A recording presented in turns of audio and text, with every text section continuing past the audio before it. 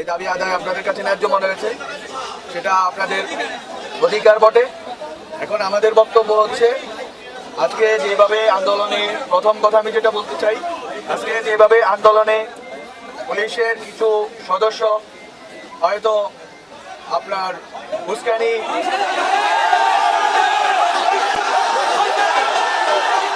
শেষ করতে দেন, কথা শেষ করতে দিতে হবে।